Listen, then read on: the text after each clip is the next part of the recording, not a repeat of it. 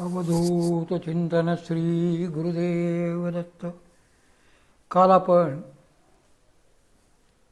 सद्गुरूची महती याच्यावर आपण प्रवचन ऐकलं.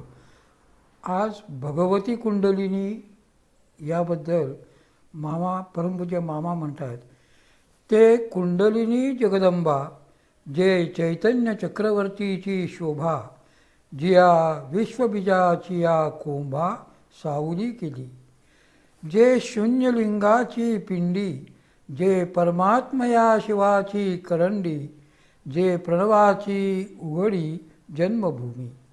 वरील ओव्या श्री सद्गुरू ज्ञानेश्वर माऊलींच्या भावार्थ दीपिकेच्या 6व्या अध्यायातील आहेत. माऊली भगवती कुंडलिनीला केवढे महत्त्व येथे देत आहेत ते पाहण्यासारखे आहे. ती महामाया जगदंबा कुंडलिनी चैतन्य चक्रवर्ती असा जो परमात्मा त्याच्या शोभेचे कारण आहे, त्या परमात्म्याला या जगदंबेमुळेच शोभा आलेली आहे असे माऊली म्हणतात. श्रीमद शंकराचार्यांनी त्यांच्या नितांत सुंदर अशा देव्यापराध क्षमापण स्तोत्रात म्हटलेच आहे की, चिताभस्मालेपो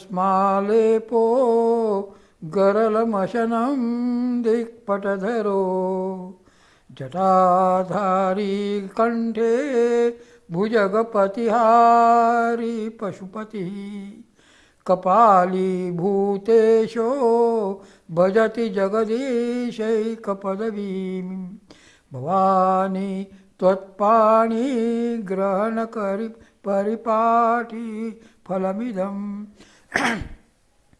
चिताभस्माचे ज्याने लेपन केले आहे, ज्याला सेवन करण्यासाठी विष आहे, दिशा हेच ज्याचे वस्त्र, जटाधारी व कंठात महाभुजंग वासुकी धारण केलेले भगवान शंकर आहेत. या पशुपतींनी हातात भिक्षापात्र म्हणून कवटी धारण केली आहे व शृंगी भृंगी इत्यादी भूतगणांचे ते अधिपती आहेत. पण असे असूनही त्यांना जगदीश ही श्रेष्ठ पदवी प्राप्त झाली आहे. हे कशामुळे?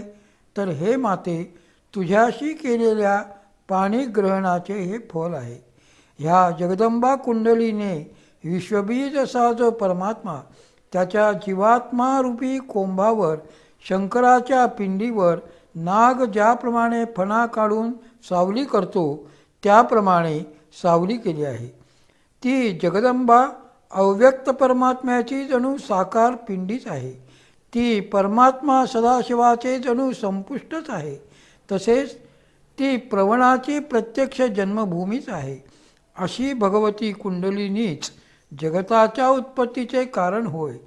श्वेतरी उपनिषदात जगताचे कारण ब्रह्म कसे यासंबंधी ब्रह्मवादी ऋषी विचार करतात असा भाग आला आहे. हरि ओम ब्रह्मवादिनो वदन्ति किं कारणं ब्रह्म.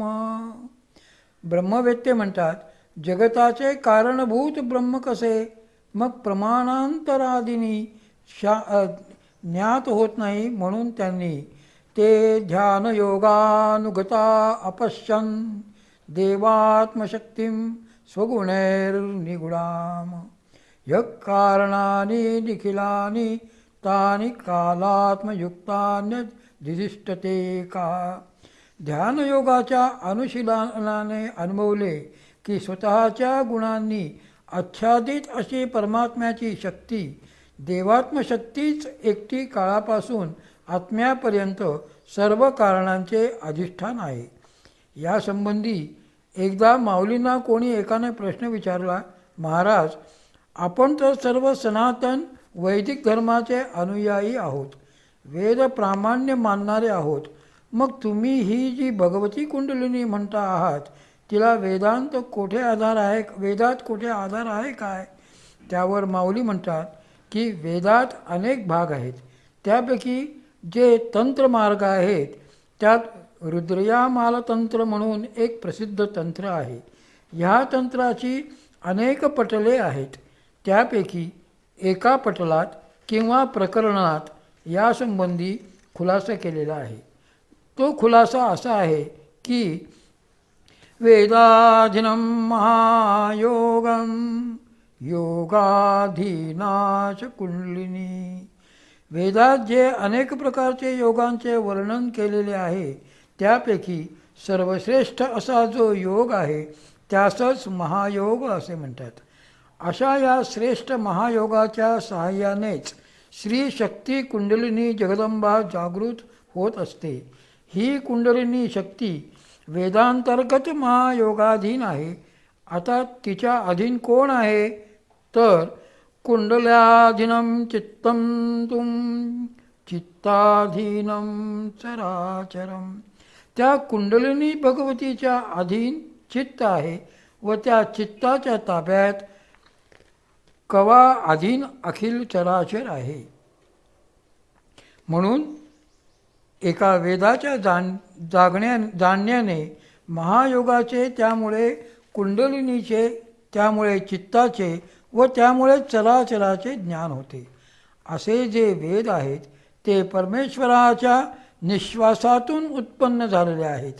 त्यांची थोरवी वर्णन करताना माऊली म्हणतात की जया निद्रिताचा घोरू. तर अशा वेदांच्या अधीन भगवती शक्ती व तिच्या ताब्यात चित्त असून त्या चित्ताच्या अधीन अखिल चराचर आहे. माऊलींनी या एकाच ओवीत हा सर्व खुलासा अतिशय सुंदर व नेमका केलेला आहे. माऊली म्हणतात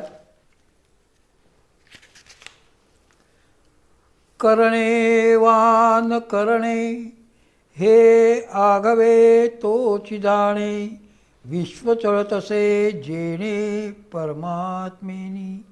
हे सर्व विश्व ज्या सत्तेच्या योगे चलनवलन पावते ती सत्ता म्हणजेच कुंडलिनी शक्ती होय. भगवान ऐतरेय ऋषींनी उपनिषदात हेच सांगताना फारच बहारीचे वर्णन केलेले आहे. ते म्हणतात आत्मा हा इदमेक एकाग्रम नान्यत किंचित. सर्वप्रथम परमात्मा हा अगदी एकटाच होता, दुसरे कोणीही नव्हते. मग त्याने एकोहम बहुश्याम असा संकल्प केला व ईक्षण केले. स ईक्षते, तीच भगवती शक्ती, तिच्याचमुळे सर्व सृष्टी निर्माण झाली. हेच माऊलींनी वर सांगितलेले आहे. विश्व चळतसे जेणे परमात्मेनी. त्या परमात्म्यापासून ईक्षणाच्या योगाने भगवती शक्तीची व त्या शक्तीपासूनच सर्व चराचराची उत्पत्ती झाली. ज्याप्रमाणे ही समष्टीची शक्ती समष्टीचे कार्य करते त्याचप्रमाणे ती व्यष्टी रूपात देखील व्यष्टीचे कार्य करते. आणि म्हणून प्रत्येक भूताच्या ठाई ती शक्ती आहे. प्रत्येक मानवात ती आहे. पण ही शक्ती मानवात मात्र माऊली म्हणतात त्याप्रमाणे अधोमुख सर्पिणी दिलेले असे. अधोमुख करून निद्रिस्त आहे. म्हणूनच हिला जागृत करून हिचे मुख ऊर्ध्व झाल्याशिवाय प्राणीमात्रांकडून होणारी धर्म, अर्थ, काम, मोक्ष यांच्यासाठी केली जाणारी व्रते, अनुष्ठाने वगैरे सिद्ध होणार नाहीत. पण ही शक्ती जागृत कोणाकडून होईल तर माऊली म्हणतात त्याप्रमाणे एवं गुरुक्रमे लाधले. असे गुरुपरंपरेने वारसा प्राप्त झालेले जे अधिकारी सत्पुरुष आहेत त्यांची सेवा करून त्यांच्या कृपेनेच ही जागृत करून घ्यावी लागेल. नारद भक्तिसूत्रात देवर्षी नारदांनी म्हटलेलेच आहे की मुख्यतस्तु महत्कृपयैव.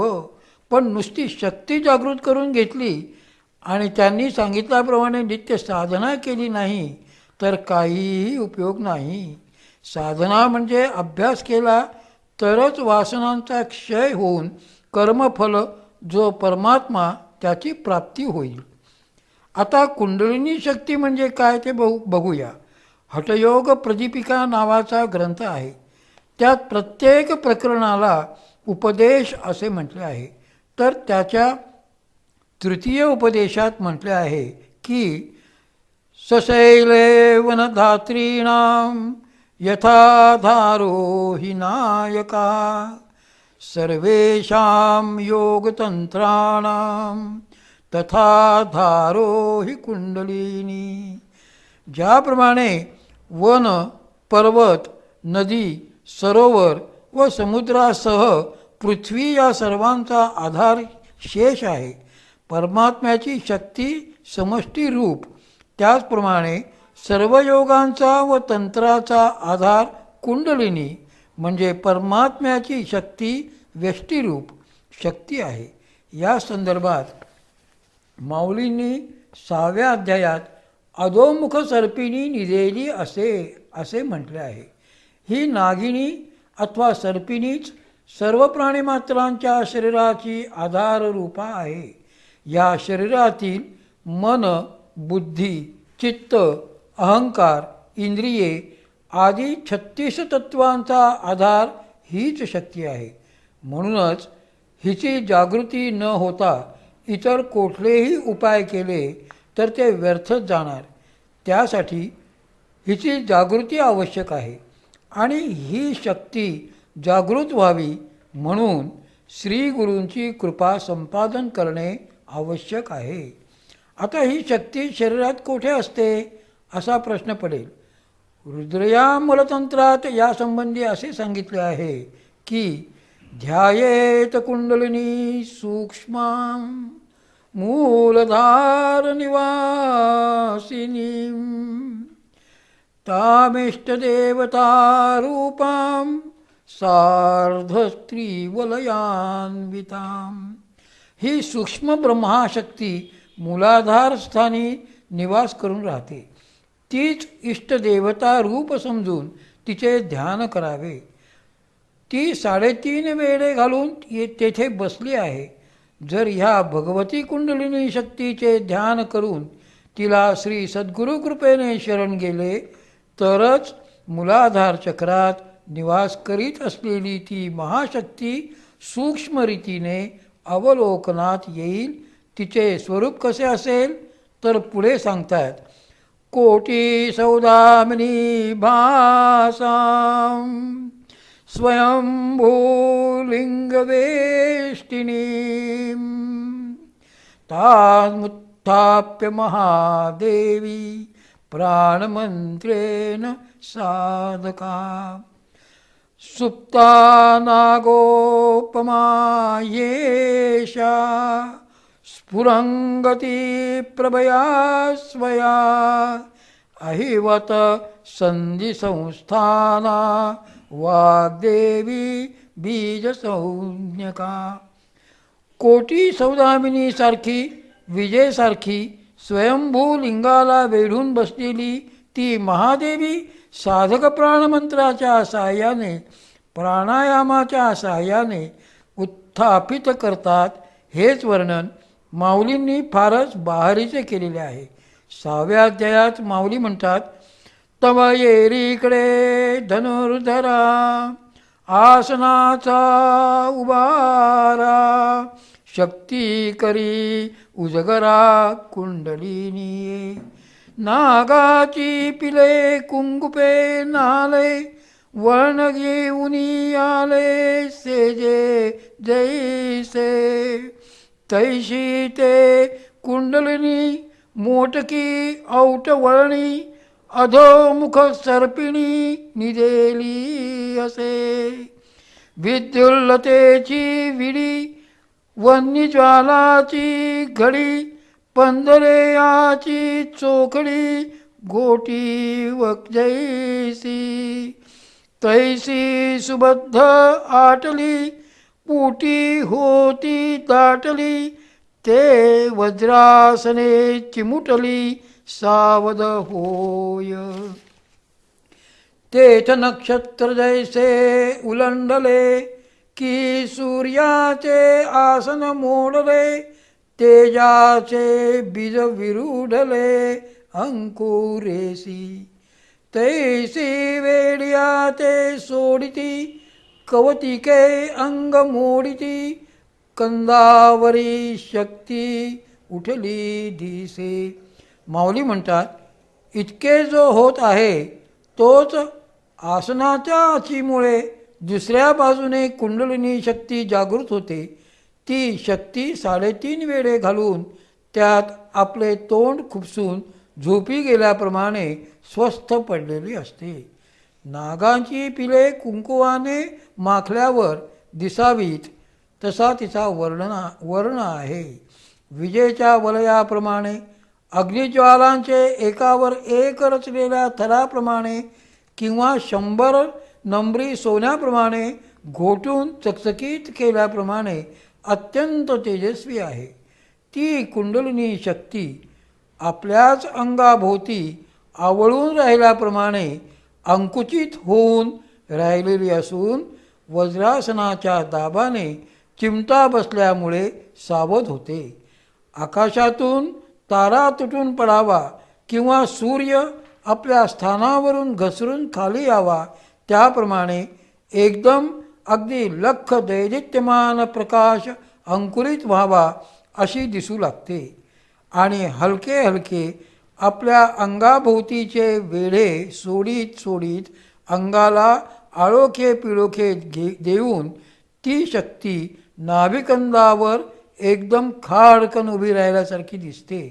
पण ही शक्ती याप्रमाणे जागृत कशी होते, ती कशामुळे जागृत होते ते आपण उद्या पाहूया.